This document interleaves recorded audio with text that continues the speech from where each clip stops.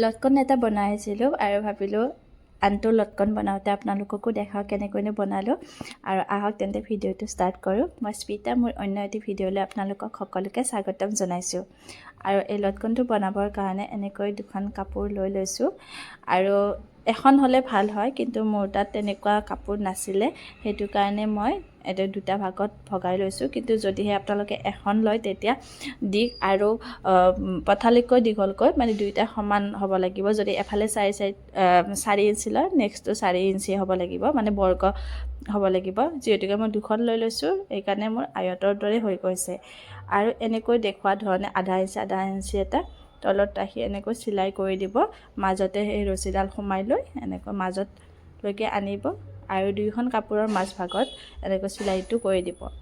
আৰু এইটো চাইডে চিলাইটো হৈ যোৱাৰ পিছত ইয়াক এনেকৈ ভাঁজ কৰি দিব, দুভাঁজ কৰি লৈ নেক্সট এইফালেও এনেকৈ আধা ইঞ্চি, দুইটা চাইডতে সমান আধা ইঞ্চি জোখত এনেকৈ কোণাভাৱে মানে এনেকৈ কোণীয়াকৈ লৈ যায় চিলাই কৰি দিব। এইটো এনেকৈ চিলাই হৈ যোৱাৰ পিছত এতিয়া চাব, এটা ফুলৰ নিচিনা দেখিব লটকনটো। এইখিনি চিলাই হৈ যায়, এইটো হ'ল। হোৱাৰ পিছত ইয়াতে এতিয়া যেতিয়া আমি যিহেতুকে আমাৰ লটকন তেনেকৈ থাকিব লাগিব, ফুলৰ কলিৰ নিচিনা হ'বৰ কাৰণে এই ভিতৰৰ যিকেইটা চিলাই আছে সেই চিলাইকেইটা আমি বেজীৰ সহায়ত হাতেৰে এনেকৈ চিলাই দিম। মই যেনেকৈ দেখাইছোঁ আপোনালোকে তেনেকৈ কৰিব। আৰু এইটো লটকন আপোনালোকে বনাইছেনে? যিসকলে নেকি বনোৱা নাই, এবাৰ ট্ৰাই কৰি চাব। একেবাৰে ইজি হয়, কম সময়তে আপোনালোকে বনাব পাৰে।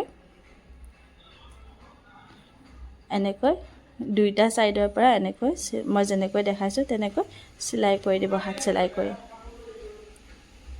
আৰু এইফালৰ পৰা এটা এনেকৈ এটা চিলাই কৰি এটা গাঁঠি দি দিব। 4-5টামান চিলাই দি দিব, তেতিয়া আৰু খুলি নাযায়। দি ইয়াতে গাঁঠিটো দি দিব। আৰু গাঁঠিটো দিয়া হোৱাৰ পিছত এতিয়া দেখিব এই যিটো লটকন হয়, এই লটকনটো এপাহ ফুলৰ নিচিনা লাগিব। আৰু এই লটকনটো মোৰ কমপ্লিট হৈ গ'ল। কেনেকুৱা লাগিছে আপোনালোকে কমেণ্ট কৰি জনাব। আৰু এনেকুৱা যদি ভিডিঅ'সমূহ মোৰ পাবৰ কাৰণে পেজটো যদি ফ'ল' কৰা নাই, তেন্তে পেজটো ফ'ল' কৰি ল'ব। আজিলৈ ভিডিঅ'টো ইমানেই আছিলে। Bye bye.